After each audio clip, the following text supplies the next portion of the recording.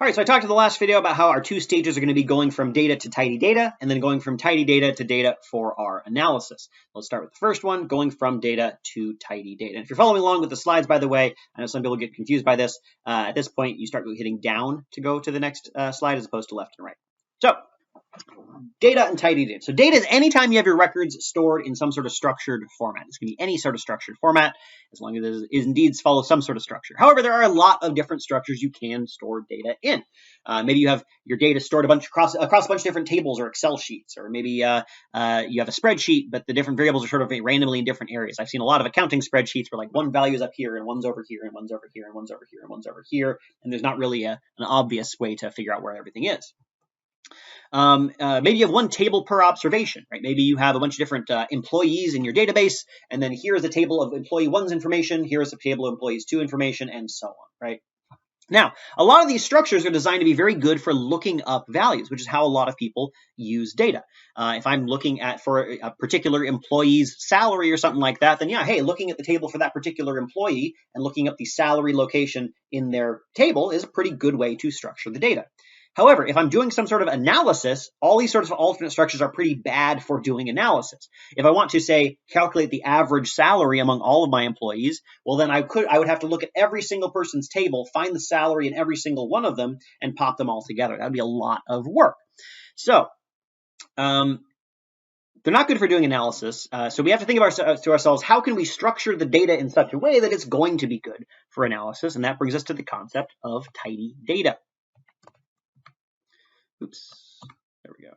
So what is tidy data? In tidy data, three things are true, and honestly, the third one is not always as important. So in tidy data, each variable forms a column. Okay, so what do I mean by that? Well, we have a variable here. This is indicating what country you are. This is a column of country data. Here's a column of your trade imbalance, and here's a column of your population. So each variable is in its own column. How could this be any other way? Well, imagine that employee tables thing I mentioned, right? What is a column here? Well, this column might have your salary and your employee ID and also your whatever, and then it goes to the next employee's salary and employee ID and number of hours worked and whatever, right? So the same column of data contains lots of different variables in it. Additionally, you might have a single variable that's split across multiple columns. So maybe let's think about that sales information. You have sales product information in each year. And so here you have a row of data that is, how many trees did you sell this year? And then your trees in 2011 and 2012 and 2013 and 2014, your sales at each of those points. But that is your sales variable spread across multiple columns, not tidy. We want to have a single variable in each column, and each column should be a single variable. So that's one thing. Second, each observation forms a row. So here we have our, sales in different years. So an observation point really is not a product. It's a product in a given year, right? So that is one observation. So we should have one observation, one row per product per year, as opposed to, again, this was just not tidy. Then lastly, and I sometimes violate this one myself, but each type of observational unit forms a table.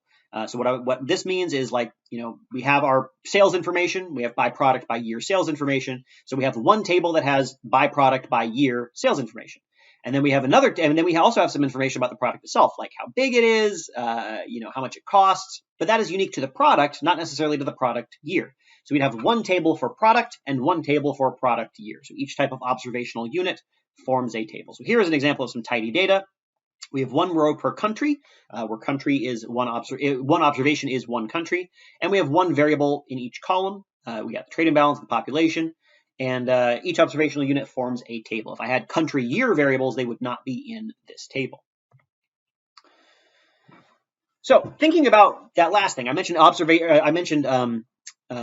observations are and observational units. What exactly do I mean by that? So the variables in tidy data come in two different types. One is identifying variables or keys. These are the columns that you'd look at to locate a particular observation. That's one way that you can think about what an observation is. What is the kind of thing that you would look up? Well, in this sales table, I might say, I want to know what the sales for trees are in 2012.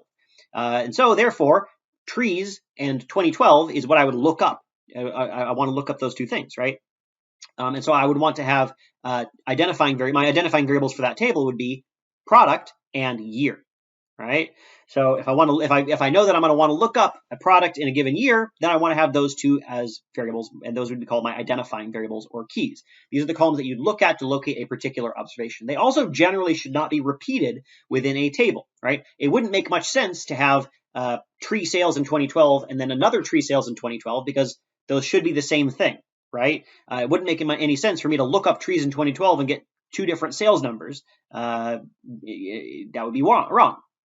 So identifying variables or keys are the columns you'd look at to locate a particular observation.